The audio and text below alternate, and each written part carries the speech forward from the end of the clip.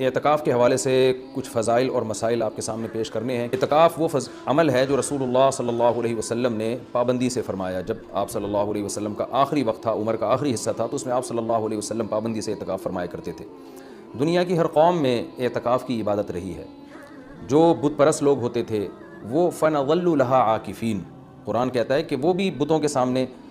جو ہے وہ ادب سے اور اس خاص قسم کی حیت بنا کے بیٹھ جایا کرتے تھے۔ تو جب اسلام دنیا میں آیا تو اسلام نے ہمیں بتایا کہ ہم نے اگر عبادت کے لیے اپنے آپ کو باؤنڈ کرنا ہے تو ہم صرف اللہ کے لیے کر سکتے ہیں اپنے آپ کو باؤنڈ، اور وہ بھی مسجد کے اندر۔ تو نبی صلی اللہ علیہ وسلم نے مسجد میں اعتکاف فرمایا۔ اس وقت سے لے کے آج تک امت آپ صلی اللہ علیہ وسلم کے اس عمل کو فالو کر رہی ہے۔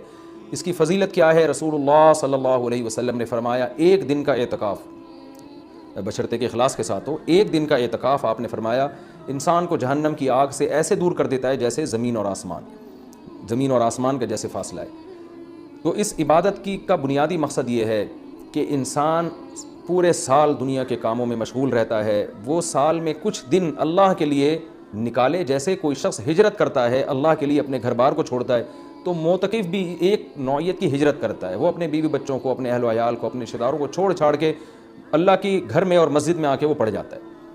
تو اللہ کو یہ عمل بہت محبوب لگتا ہے کہ اتنی مصروفیتوں میں جب لوگ دنیا کی گہما گہمیوں میں مبتلا ہیں، کوئی شخص میری خاطر سب کچھ چھوڑ چھاڑ کے میرے گھر میں آ کے پڑ جاتا ہے کہ اللہ جب تک تو مجھے معاف نہیں کرے گا، جب تک تو مجھے سیدھے راستے پہ چلنے کی توفیق نہیں عطا فرمائے گا، گویا میں تیرا در چھوڑوں گا نہیں۔ تو اللہ کو یہ عمل بہت محبوب ہے، اور پچھلی امتوں میں بھی کسی نہ کسی درجے میں یہ عمل مختلف شکلوں میں مشروع رہا ہے۔ آپ صلی اللہ علیہ وسلم نے اس کی فضیلت بھی بیان کی، اور فقہاء کرام نے قرآن و سنت ہی سے اعتکاف کے مسائل بھی نکالے۔ تو اعتکاف کی سب سے بڑی فضیلت کیا ہے؟ ایک تو وہ فضیلت کہ جو حدیث میں بیان کی کہ مشرق اور مغرب میں جو فاصلہ اور آسمان اور زمین میں جو فاصلہ ہے، اتنا اللہ تعالیٰ جہنم کی آگ سے انسان کو دور کر دیتے ہیں۔ دوسری فضیلت اعتکاف کی کہ اس میں ہم آپ صلی اللہ علیہ وسلم کی ایک سنت کو فالو کر رہے ہوتے ہیں، جو کام نبی نے کیا ہم وہ کر رہے ہوتے ہیں۔ اور قرآن کہتا ہے لَقَدْ كَانَ لَكُمْ فِي رَسُولِ اللَّهِ أُسْوَةٌ حَسَنَةٌ، تمہارے لیے محمد صلی اللہ علیہ وسلم کے عمل میں اسوہ حسنہ، ایک اچھا نمونہ ہے، جیسے انہوں نے زندگی گزاری تم بھی ایسا کرو۔ تو نبی صلی اللہ علیہ وسلم کی سنت اس سے زندہ ہوتی ہے۔ دوسری فضیلت، تیسرا فائدہ اعتکاف میں کیا ہوتا ہے کہ آپ 10 دن جب مسجد کے ماحول میں گزارتے ہیں، مسجد کی ایک روحانیت ہوتی ہے، مسجد گناہوں سے پاک جگہ ہے، تو اس کچھ بھی نہ کریں، اس روحانیت کے اثرات آپ کے دل کے اندر جذب ہوتے ہیں، لاشعوری طور پر آپ کا دل اندر سے تبدیل ہوتا ہے۔ یہ اعتکاف کا تیسرا فائدہ۔ چوتھا فائدہ، آپ کو 10 دنوں تک باجماعت نماز پڑھنے کی توفیق ملتی ہے، آپ کو مسجد میں عبادت کی توفیق ملتی ہے، فارغ علماء کے بیانات سننے کی آپ کو توفیق ملتی ہے۔ یہ ایک بہت بڑا فائدہ ہے اعتکاف کا۔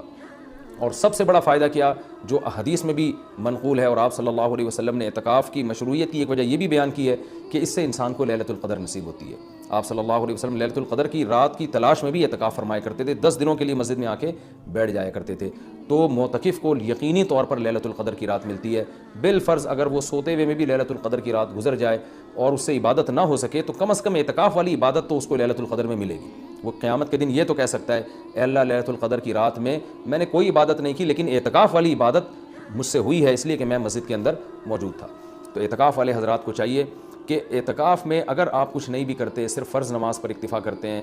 تو آپ کو اعتکاف کا پھر بھی ثواب ملے گا۔ لیکن یہ جب اللہ کی طرف سے اتنا بہترین پیکیج آپ کو ملا ہوا ہے، آپ فارغ بھی ہیں، رمضان کا آخری عشرہ بھی ہے، اپنے آپ کو آپ نے باؤنڈ کیا ہوا ہے مسجد میں، تو سو کے یہ وقت گزار دینا یہ بہت بڑے اجر سے محرومی کا ذریعہ ہے۔ اس لیے معتکف کو اپنا وقت زیادہ سے زیادہ عبادت میں، تلاوت میں، نماز میں، دعاؤں میں لگانا چاہیے۔ اعتکاف میں انسان کی دعائیں بہت قبول ہوتی ہیں۔ تو رات کا آخری حصہ بھی ہو اور رمضان کا آخری عشرہ بھی ہو اور اعتکاف کی حالت بھی ہو، تو یعنی دعا کی قبولیت کا اس سے بڑا سبب کوئی ہو نہیں سکتا۔ تو معتکفین حضرات کو راتوں کے آخری حصے میں دعاؤں کا بہت زیادہ اہتمام کرنا چاہیے، اور معتکف کو چاہیے کہ رمضان کا یہ جو آخری عشرہ آپ نے اعتکاف کے لیے سلیکٹ کیا ہے، تو اس میں صرف اعتکاف برائے اعتکاف نہ ہو، بلکہ یہ ایک ورکشاپ ہونی چاہیے جس میں آپ یہ نیت کریں کہ میں جب مسجد سے نکلوں گا تو میں مکمل چینج ہو چکا ہوں گا۔ اگر آپ کی داڑھی نہیں ہے، آپ اعتکاف میں نیت کریں میں داڑھی کٹانے سے توبہ کروں گا۔ اگر آپ سود کھاتے ہیں، آپ نیت کریں میں 10 دن ایسے گزاروں گا کہ جب میں باہر نکلوں تو میں سود سے توبہ کر چکا ہوں۔ اگر بد نظری کی عادت ہے، آپ 10 دن اعتکاف میں اللہ سے دعا مانگیں کہ مجھ سے بد نظری چھوٹ جائے، اور یہ نیت کریں کہ میں اعتکاف میں نکلنے سے پہلے اعتکاف سے نکلنے سے پہلے اس لعنت سے توبہ کر چکا ہوں گا۔ اگر آپ کو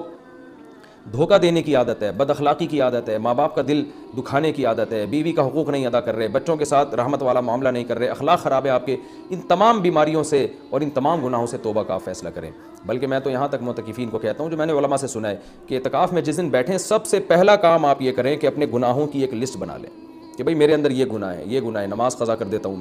میں شراب پیتا ہوں، میں بدنظری کرتا ہوں، یا میں اللہ نہ کرے اور کوئی بڑا جرم کر رہا ہوں، تو سارے جرائم کی لسٹ بنائیں اور پھر آپ یہ نیت کریں اور وہ پرچی اللہ کے سامنے دعا میں رکھا کریں، اللہ یہ میرے جرائم ہے تو مجھے ان سے توبہ کرنے کی توفیق دے دے، تو پھر وہ اعتکاف حقیقت میں آپ کا اعتکاف بنے گا۔ اور میں نے اپنی زندگی میں دیکھا ہے کہ جنہوں نے صحیح طرح سے اعتکاف کیا ان کی زندگیاں ہمیشہ کے لیے تبدیل ہو گئیں۔ اکثر توبہ کرنے والے وہ ہوتے ہیں جو اعتکاف میں جا کر ان کو توبہ کی توفیق ملتی ہے، تو یہ بہت بڑی عبادت ہے، اس کا اہتمام کرنا چاہیے۔ دوسری بات، پہلے دن سے اپنا عبادت کا کوئی اسکیجول بنا لینا چاہیے، ایسا نہ ہو کہ آپ آ کے بیٹھ گئے اب سوچنے میں 3 دن گزار دیں گے کہ آپ نے کرنا کیا ہے، تو اپنا ایک اسکیجول بنائیں کہ بھئی تہجد کتنی، تراویح کی تو پابندی کرنی ہے، تہجد کتنی پڑھنی ہے اور کتنے پارے اس میں پڑھنے ہیں، یا کتنی مقدار میں تلاوت اس میں کرنی ہے، تسبیحات کتنی کرنی ہے، کون سی کرنی ہے، دعا کس وقت مانگنی ہے، کتنی دیر مانگنی ہے، یہ پورا ایک اسکیجول پہلے سے ہونا چاہیے آپ کا۔ کھانے پینے کی ترتیب تو پہلے دن بن جاتی ہے کہ سحری کون لے کر آئے گا، افطاری کون لے کر آئے گا اور رات کا کھانا کون لے کر آئے گا، اور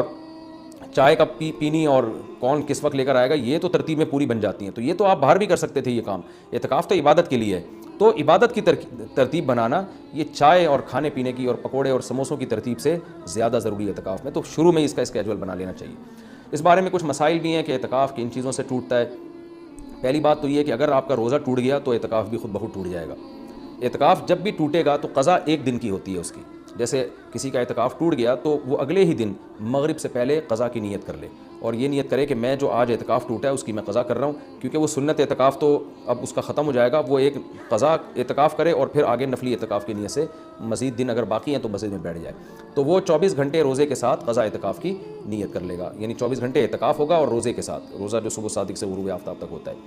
کن چیزوں سے اعتکاف ٹوٹتا ہے میں اس پہ تذکرہ کر رہا تھا۔ ایک، روزہ اگر ٹوٹ گیا تو اعتکاف بھی ٹوٹ جائے گا۔ دوسرا، بلا شرعی عذر اگر آپ مسجد سے باہر نکل گئے تو آپ کا اعتکاف ٹوٹ جائے گا۔ شرعی عذر کیا ہے؟ شرعی عذر ہے سب سے پہلے قضائے حاجت ہے، قضائے حاجت کے لیے آپ جا سکتے ہیں اور اس دوران چلتے چلتے باتیں بھی کر سکتے ہیں، رک کے آپ باتیں نہیں کر سکتے۔ آپ واش روم تک پہنچے، پتہ چلا جی واش روم کا دروازہ بند ہے، کوئی پہلے سے وہاں موجود ہے، تو آپ اس کے انتظار میں وہیں کھڑے رہ سکتے ہیں، اس سے اعتکاف نہیں ٹوٹتا۔ وہاں کھڑے کھڑے آپ کسی سے موبائل پہ بھی بات کر سکتے ہیں، آپس میں بھی بات کر سکتے ہیں۔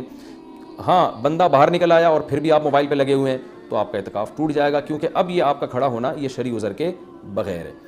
وضو کے لیے آپ جا سکتے ہیں، جب آپ وضو کے لیے گئے تو نل کا کھولا آپ نے، وضو کے دوران آپ بات چیت کر رہے ہیں، اس سے اعتکاف نہیں ٹوٹے گا۔ وہ الگ بات ہے وضو کے دوران بات چیت نہیں کرنی چاہیے، لیکن اس سے اعتکاف نہیں ٹوٹے گا کیونکہ آپ نے اس بات چیت میں الگ سے ٹائم نہیں لگایا، وضو کے دوران ہی آپ نے بات چیت کی ہے، وضو آپ نے پراپر طریقے سے کیا اور اب آپ وہاں بیٹھے بیٹھے وضو کی دعا پڑھ رہے ہیں یا کچھ اور پڑھ رہے ہیں تو اس سے بھی اعتکاف ٹوٹ جائے گا، کیونکہ پراپر وضو کرنے کے بعد آپ پر لازم تھا کہ آپ اٹھ کے مسجد میں آئیں۔ ہاں، جلدی وضو کرنا ضروری نہیں ہے، بعض لوگ وہمی ہوتے ہیں، وہ سمجھتے ہیں میں اعتکاف سے مسجد سے باہر نکل کے وضو کروں تو بہت اسپیڈ میں کریں، ایسا کچھ بھی نہیں ہے، تمیز سے، آرام سے، شرافت سے، اعتدال سے آپ وضو کریں، جو پراپر طریقہ ہے وضو کرنے کا۔ جب آپ وضو میں قلی کر رہے ہیں تو اس دوران آپ ٹوتھ پیسٹ یا برش بھی کر سکتے ہیں مسواک کی نیت سے۔ ہاں، وضو کرنے کے بعد الگ سے ٹوتھ پیسٹ یا مسواک کرنے کے لیے مسجد سے باہر جانا، اس سے اعتکاف ٹوٹ جائے گا۔ وضو کے دوران وضو ہی کی نیت سے یہ کام کیا جا سکتا ہے، تو اس سے اعتکاف نہیں ٹوٹے گا۔ اسی طرح اگر کسی کے لیے گھر سے کھانے پینے کا انتظام نہیں ہو رہا، کوئی لا کے دینے والا نہیں ہے، تو وہ مجبوراً کھانا کھانے کے لیے بھی باہر جا سکتا ہے، کیونکہ یہ کھانا بھی انسان کی بنیادی ضرورتوں میں سے، آپ ہوٹل سے کھانا خریدنے کے لیے مجبوری میں جا سکتے ہیں اور لا سکتے ہیں۔ غسل کے لیے، فرض غسل کے لیے تو اعتکاف سے باہر نکلنا بالکل جائز ہے۔ سنت غسل کے لیے جو راجح قول ہے، جو دلیل کے لحاظ سے قوی ہے، اس کے مطابق سنت غسل کے لیے آپ اعتکاف کے لیے مسجد سے باہر نہیں جا سکتے، چاہے وہ جمعہ کا دن ہو یا کوئی بھی دن ہو۔ راجح قول بہرحال جمہور کا قول یہی ہے، اگرچہ کچھ علماء دوسرے قول کے بھی قائل ہیں، لیکن جو راجح قول ہے، جو جمہور کا قول ہے، جس پہ فتویٰ اب تک دیا جاتا رہا ہے، وہ یہی ہے کہ آپ غسل نہیں کر سکتے۔ ہاں، یہ ضرور ہے کہ اگر آپ واش روم میں گئے اور وہاں کوئی غسل کا بھی انتظام ہے، جیسے اٹیچ باتھ روم ہوتے ہیں، تو جتنی دیر میں وضو کرنے میں ٹائم لگتا ہے اتنی دیر میں آپ اگر غسل کر لیتے ہیں تو آپ کا اعتکاف نہیں ٹوٹے گا۔ اور ظاہر ہے یہ جب ہی ہوگا جب بغیر صابن کے آپ غسل کریں، جلدی جلدی کپڑے اتار کے بس پانی بہائیں، جتنی دیر میں وضو کرتے ہیں اتنی دیر میں، تو وضو ہی کی نیت سے آپ غسل بھی کر لیں تو پھر اعتکاف نہیں ٹوٹے گا، لیکن اگر آپ نے ٹائم لگا لیا تو ٹوٹ جائے گا۔ گرمیوں میں بہت بڑی پرابلم ہو جاتی ہے، پسینے کی بدبو لوگوں میں آ رہی ہوتی ہے، تو ایسے موقع پر اگر کوئی مسجد میں ایسا انتظام کر لیا جائے کہ مسجد ہی میں کوئی ایسا ٹب ہو جہاں بیٹھ کے کوئی نہا لے اور مسجد گندی نہ ہو، تو اس کی بھی گنجائش ہے، یا صرف سر دھو لے اور سر تو دھویا جا سکتا ہے، آپ مسجد سے سر تھوڑا سا باہر کریں اور پھر کوئی شخص پانی ڈال کے یا خود ہی آپ پانی ڈال کے اپنے سر کو دھو لیں صابن سے، تو یہ بھی جائز ہے۔ پاؤں آپ کے مسجد کے اندر رہنے چاہیے، پاؤں اگر مسجد سے باہر نکل گئے تو اعتکاف ٹوٹے گا، پاؤں اگر مسجد کے اندر ہیں تو اعتکاف نہیں ٹوٹتا۔ یہ بھی اعتکاف کے کچھ بیسک مسائل تھے۔ اعتکاف کے دوران آپ کسی کے جنازے میں جانے کے لیے مسجد سے باہر جائیں گے، اعتکاف ٹوٹ جائے گا۔ کسی کی عیادت کے لیے مسجد سے باہر نکلیں گے، اعتکاف ٹوٹ جائے گا۔ لوگ کر رہے ہوتے ہیں یہ کام، جی وہ اللہ معاف فرمائے نانی کا انتقال ہو گیا، چاچا کا انتقال ہو گیا تو ہم جا رہے ہیں، تو بھائی نہیں جا سکتے آپ، جس کا بھی انتقال ہو گیا اس کے لیے یہیں بیٹھ کے آپ دعائیں مغفرت کریں، اور ان کا جنازہ اگر وہیں آ جاتا ہے تو مسجد کے اندر بعض جگہوں پہ صفیں بنتی ہیں، جنازہ باہر رکھا جاتا ہے تو ٹھیک ہے، مسجد سے باہر آپ نہیں جا سکتے۔ اسی طرح ایک اور بھی گنجائش ہے کہ اگر کسی کو اعتکاف کے دوران پہلے سے پتہ ہے کہ مجھے کسی ضروری کام سے جانا پڑے گا تو وہ مستثنیٰ بھی کر سکتا ہے، یعنی اعتکاف میں بیٹھنے سے پہلے وہ یہ نیت کر لے کہ فلاں دن اتنے ٹائم تک کا جو وقت ہے میں اعتکاف سے خارج کر رہا ہوں، تو وہ فلاں دن جب آئے گا تو وہ مخصوص ٹائم اس کا اعتکاف میں داخل ہی نہیں ہوگا، تو اس دوران وہ مسجد سے باہر جا سکے گا، اس کا اعتکاف نہیں ٹوٹے گا۔ یا وہ یہ کہہ لے کہ جیسے کسی نے پیپر دینا ہے تو وہ یہ نیت کر رہے کہ بھائی میں اعتکاف میں تو بیٹھ رہا ہوں، لیکن